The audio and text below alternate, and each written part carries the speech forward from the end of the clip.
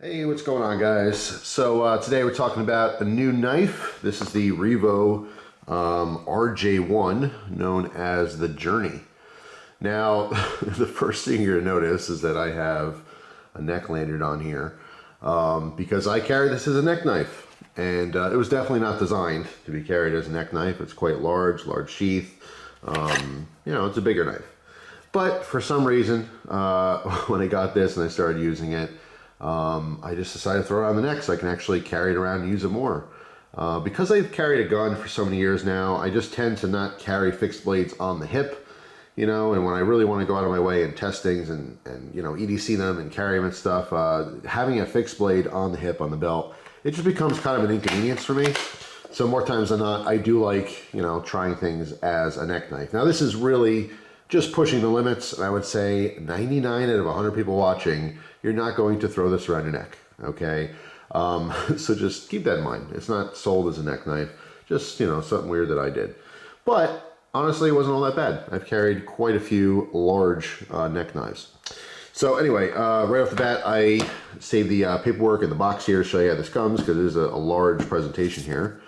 All right, so there's some contact information for REVO Knives. All right, you can scan through here and pause the screen if you want to read that, and that, and that, and that. And on the back, you can see a couple of different designs. I think I did a video on the Recoil. Out of this lineup, that's the only one that I personally had, but very cool knife, the Recoil. So yeah, the box here is quite large. All right, nothing on the back. Inside here does have some information. All right, so this one is the brown RJ1. Okay, this says the brown G10. This is also available in black and gray. The gray is actually really cool. All right, see satin, and then obviously this one is made in China. So we open it up. All right, now you can see the original inside. The original tech lock that goes on the back with the plate. Okay, so obviously you can have this in all different configurations to actually carry it on the belt or bag or whatever you decide to do. I just happen to take that off for the neck carry. Okay, but these are actually really cool. This one has that push button lock. So basically you can push this over to prevent it from opening, so it locks it. You slide it, and it, you know, makes it available to open up. If you're not familiar with these, you can obviously use different patterns of the screws to angle it and stuff. And then also, depending on how wide your belt is, you can take this piece off and use these different notches to make you know, tighter, narrower channels, depending on what you want to attach it to. All right, so the sky's the limit with these things. But anyway, yeah, the whole thing rests very nicely in here. So it's a pretty cool, you know, presentation if you happen to be gift giving or something. I only mention that because the holidays are around the corner. If you happen to know people that like knives, that's another option. So yeah, let's get on to the business. As a neck knife, it's huge. I'm not even gonna, you know, give those talking points, I guess you'd call them, because again, you're probably not gonna carry this as a neck knife. Let's go ahead and put the sheath off the side. I will mention that it is a larger sheath, okay? So believe it or not, this was beneficial. This thing would not spin if I wanted it to, okay? A lot of times when I have neck knives, especially smaller sheaths that have wraparound or, you know, fold over designs, they'll spin and turn and everything. This was just like a dinner plate resting against the chest. So I have to say it was a nice benefit having a larger sheath there. Let's put that off to the side as well. So here is the knife. I'll zoom in a little bit, get a close-up shot of this guy. All right, the REVO Journey. All right, these things sell for 60 bucks. We have a very cool, kind of like a, not even a hammered finish. I don't even know what you would call that. It's kind of, it gives that illusion that it's like the rough finish, you know, when the blade was forged, you know. It is obviously full tang here, but it's just kind of a cool finish. All right, and that's obviously on all the flats, and then we have kind of a satin finish on the actual grinds. All right, again, this one is in the brown G10. If I come in even closer, you can see that there's kind of this different cutout patterns, very, very lightly cut into the knife. You don't really feel it all that much. I mean, when you're holding a knife and gripping it, you're not feeling it at all. But, you know, with your fingers wrapping around, you can barely kind of feel the tips here. But it's kind of cool, more for aesthetics. All right, so let's back this out. Our blade is 3.8 inches and it is a 9 CR. All right, so if you're not familiar, the whole CR series, you know, 7, CR13 MOV, you know, the 8CR13 MOV, 8CR14 MOV, that entire series of steels, 9CR is on the top of the pyramid. It's the best of the cheaper steels, okay? As far as, you know, the softer stuff goes. The best way I can kind of describe it to you is it's just a little bit better than AUS 8. And a lot of people are familiar with AUS 8, as people call it.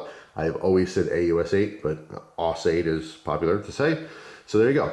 So it gives you kind of an idea or reference anyway to, you know, its performance. I posted a picture on Instagram. I did a lot of extra cardboard cutting with this. Just literally sat in front of a big garbage can, or garbage bag rather, on the floor in a chair, and just sliced up like 5 or 6 boxes, just went at it. Because I wanted to check that 9CR. I have limited experience with 9CRs compared to like 8CR13 MOV. That is far more used, you know, in my world than something like 9CR. I did find that it dulled out fairly quickly, but not for a cheaper steel. You know, I just reviewed 2 other knives recently. One was M390 and the other one was a S35VN, a CPM S35VN. So obviously in comparison, it dulled out fairly quickly. Okay, I was reminded that it was a softer, cheaper steel. However, you know, it's still worth noting that it is the higher end of the cheaper steels. So, I mean, like anything else, you have to, if you're going to be buying, you know, cheaper knives, you have to just know how to maintain them. You know, some, you know, different, even simple sharpening equipment, and a strop can go a very long way. This did strop up very nicely, very quickly. Okay, that was something I noticed. I was able to put a decent edge on it right away.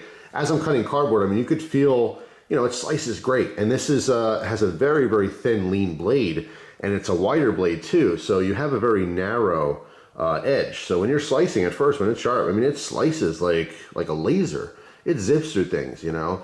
And, you know, after 5-10 minutes of straight cutting, I mean, it starts to dull, but you could feel when it's starting to dull. Now, you don't notice this type of stuff if you're just out and about EDCing your knife and, you know, you take it out to cut a couple things, put it away. It could be hours, days, weeks, or months before you cut again. It just depends on who you are. So you don't have a reference as to, okay, this is how it felt before. When I'm doing testing, I'm cutting and cutting and cutting and cutting. So it's like, okay, 2 minutes ago, this was zipping through. And now it's like, it's not a struggle, but it's like, okay, it's a little bit more pressure I have to put on this knife to cut. So those are things that I notice in testing, but that's all, that's like, you know, normal use crunched down to 5-10 minutes, you know. So that's obviously not something that you're going to notice, on, you know, by yourself, just, you know, carrying it and casually using it. It also depends obviously on what you're cutting. But anyway, I do like the blade profile for that because it is nice and slender, and you can still cut for a while even as it starts to get a little bit dull. Obviously you don't want it to get really dull. You don't want to be struggling. At any point in time, any knife, any steel, any price point, you don't want to be like, trying to struggle. If you find yourself like, trying to struggle, stop, because that's when you're going to cut yourself. That's when you're going to have problems, right? A dull knife is a dangerous knife, as people say. And they say that because it's true. So anyway, the 9CR is totally adequate for the price range. In $60, you see all kinds of stuff. You know, a lot of D2, 440C, AUS 8A, you know, all kinds of stuff across the board. But 9CR is not bad, not a bad choice. As far as the overall length, it is 8.25 inches. All right, this does have a nice drop point design on it, so you have a little bit of belly up front here. You have a nice point, but it's not like super acute or small. Okay, so it tends to be a little bit more durable, but a little less pokey, if that makes sense. So like, you know, going to cardboard, you have a little bit more resistance there, but you know, you can actually use it harder because of that. You don't have to worry about any kind of fragile tip or anything. There is some jipping on the back here and a slight thumb ramp. All right, this is very comfortable. Let me back it all the way just to show you this. So a lot of times when I was cutting, I was using a natural grip like this wrapped around, okay? And it is very, very comfortable. Double finger choil on here. For my size hands, this was very, very easy to use. No hot spots whatsoever. I actually even cut my left hand a little bit just to see what that was like, which is weird. I definitely need to use my left hand with knives more. God forbid I ever lost my right hand. I'd be lost. But I guess that can be said for anyone. It's nothing to do with cutting. You just, you know, if you're righty, you like your right hand. But the point is, the ergonomics are fantastic. Visually, I don't really like the exposed tang on the end. They did this to, you know, put a slot cut in here so that you can have a lanyard if you want. This size knife, I probably wouldn't throw a lanyard on anyway unless it was decorative. So personally, I wish the scale came out all the way to the end for aesthetics. But I have to say, as far as ergonomics go, you can see where it lands in my hand, and it becomes very, very comfortable. Initially, I thought like, oh, well, if you just like, you know, cut that off, it'd be great. But because it would be shorter, I think the end here would end up poking into my my hand. So it does serve a purpose. This size is actually really, really good for ergonomics. It's just a visual thing. I never personally liked exposed tangs for lanyard holes. I much prefer the scales to come all the way down to the very end here, and then, you know, go all the way through the scales if you have to. There is jimping on the bottom here, on the back portion, as well as on the front. So if you use this in a reverse grip, your thumb kind of lands on an angle there. It's supposed to provide, you know, more grip for you. Again, I mean, I'm not doing a whole lot of stabbing. I've talked about that a lot in the past. If you're stabbing things, you're probably just having fun with your knife. I don't see practical purpose into stabbing unless you're like ripping open giant 100-pound bags of grain or something, where, you know, this becomes tiring, and at some point you're just like, and you just rip them open. I don't know. I can't think of too many practical reasons for stabbing. Please, if you have one, post it down in the comment section down below, because I'd love to hear some different stuff. It's just in my natural life, my lifestyle anyway, I don't find myself ever stabbing anything with my knife, okay, unless I'm just having fun. And there's nothing wrong with that. I've done a lot of that, mostly when I was younger, just stabbing things with my knife, because that is fun, but not always practical. So you can see there is some orange liners on here. All right, complements the brown quite nicely. Just looks nice, something different. I do like when there's colored liners. So close shot on the blade here, you can see the REVO brand and then Journey. All right, and on the reverse it is completely sterile. So overall, I mean, I like the knife. You know, I think it looks nice. It is very, very comfortable in the hand. I like the blade style and everything. The only negative for this really is the steel. But even though it's a softer steel, it's one of the better ones in the lineup. It's just, again, when you're comparing so many different knives like myself, constantly just, okay, testing this and then moving on to this and then this and then this. As mentioned before, I just used knives that had much superior blade steels before testing this one. So it's not fair, I guess you could say. I mean, if I use this for months on end, it'd be totally fine. But this is something, if you're going to be using this all the time, you just have to learn how to sharpen your knife. But that goes for any of the, you know, more affordable stuff that's out there. Softer steels do have their benefits. They tend to roll instead of chip, all right? So if you're using this on a cardboard box and you hit a staple, or for some reason, at some point, you need to cut a aluminum can open. I don't know why I see a lot of people doing that. Not like recently or anything, but just, you know, in past years, I see people do all kinds of cut tests and they'll just like cut an aluminum can in half. Why? Why are you doing that? You know, you're supposed to be cutting metal with metal. Some blades will be fine after that, and some blades will be all chipped out and messed up.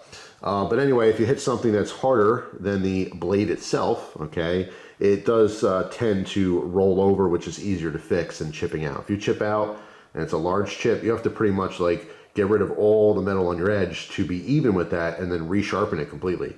It is a huge, huge hassle. And if you decide not to do that and just leave it, like if the chip's way down here, it's not as bad.